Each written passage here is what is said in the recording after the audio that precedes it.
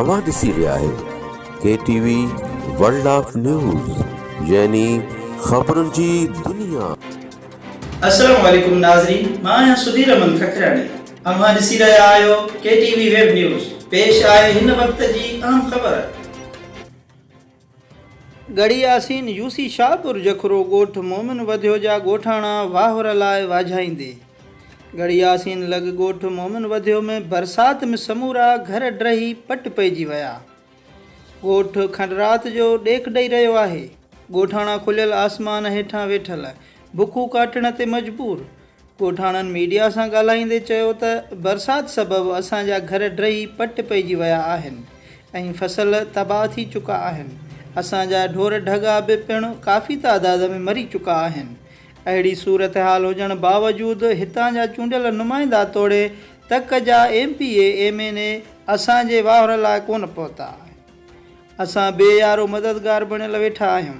हुननि हितां जे चूंडियल नुमाइंदनि आला अमलदारनि ऐं सरहदीअ वारनि खां मदद जी अपील कंदे चयो त असां मिसकीननि जी वाहुर कई वञे ऐं हुननि वज़ीर आला सिंध सैयद मुराद अली शाह खां मुतालबो कयो त असांजे ॻोठ जी सर्वे कराई वञी बरसाति में ड्रही पट पइजी वियल घर सरकारी ख़र्च ते ठहिराए ॾिना वञनि।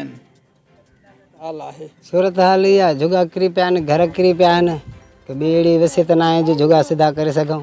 मिसकिनी हाल आहे, एतिरी न आहे वसियत जो जुगा सिधा कयूं जा घर ॿार में छा न आहे छा नथो घुरिजे। एतिरी वसियत न आहे जो घर हलाए सघूं त जुगा कारण ठहिराए सघंदा। इहा असां सां महिरबानी मदद कयो।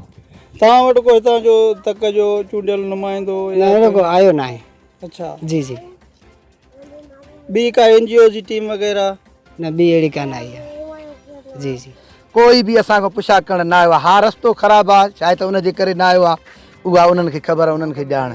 तकलीफ़ असांखे आहे, बिल्कुलु असांजा माल बि मरी चुका आहिनि, असांजूं जायूं बि ढही चुकियूं आहिनि, असांजूं ज़मीनूं बि बिल्कुलु तबाह थी चुकियूं आहिनि पाणीअ जे हिसाब ऐं बरसाति जे हिसाब सां। असां मदद गवर्नमेंट खां, सिंध गवर्नमेंट खां मदद घुरणु चाहियूं। असां घर किरी पिया आहिनि। हे मलंग ॿा झलियूं बीठा आहियां, न टेंट मिलिया आहिनि, कुझु सामान ई कोन मिलियो आहे, अचनि ई कोन था। पुछार आहे फ़क़ीर माण्हू ने फ़क़ीर अन्न कान कोन खाइण का न साईं राशन थो मिले न कुझु। मां फ़क़ीर रोड ते झली बीठा आहियां साईं, वेड़ा रोअनि था रींगनि था, कोई अन्न दाणो नथो ॾेई वञे। कोन्हे बा घर किरी पिया आहिनि, खाइण खां कोन्हे कुझु कोन्हे को। हे त असां वटि को आयो लड़ी न आहे हिन महिल ताईं। असां ग़रीब हेठि वेठा आहियूं उस में, बचड़ा वठी उन्हनि खे बि बुखार वठी वियो आहे। हाणे असांखे बि न पैसो कोन्हे त असां दवा खां वठूं, बुख ते वेठा आहिनि बचड़ा अचड़ा नंढड़ा। तबाह थी विया सफ़ा। असांजे 40 घर 50 आहे, उन मां कुल 5 घर बचा आहिनि। सफ़ा तबाह थी विया। असांखे का शइ न मिली आहे अॼु ताईं, न जॻह ताईं। असां दर पदर आहियूं, उस ते वेठा आहियूं, का शइ न आहे असांजे लाइ। असांजो त असांजी पोखां बि ॿुॾी वियूं, जायूं बि किरी पियूं। हिन महिल ताईं कोई ऑफिसर या कोई अहिड़ो अमलदार या कोई अहिड़ो ज़मीनदार असां वटि कोई बि न आयो आहे। इहे कपिड़ा लथा पिया आहिनि, माल दर पदर आहे, माल मरी विया, जायूं किरी पियूं, बचड़ी वारा कुल खुले आसमान हेठो वेठा आहियूं। हिन महिल ताईं को पुछण वारो कोन्हे, न ॾिसण वारो आई आहे, न को हिते आयो ई आहे।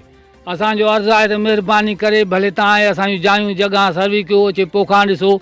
फसल ख़तमु थी आहे, बचड़ा माल मरी विया, बीमार थी पिया। साईं खे चवां हिन महिल ताईं कोई सार संभाल लहण वारो ऑफिसर न आहे जो असां कंहिंखे तव्हां शिकायत ॾियूं।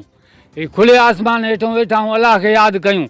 असां वॾनि आला अमलदारनि खे अर्ज़ु आहे त अचे असांजो सर्वे करे ॾिसनि ऐं असांजी मदद कनि ग़रीबनि। ख़बरुनि जी दुनिया।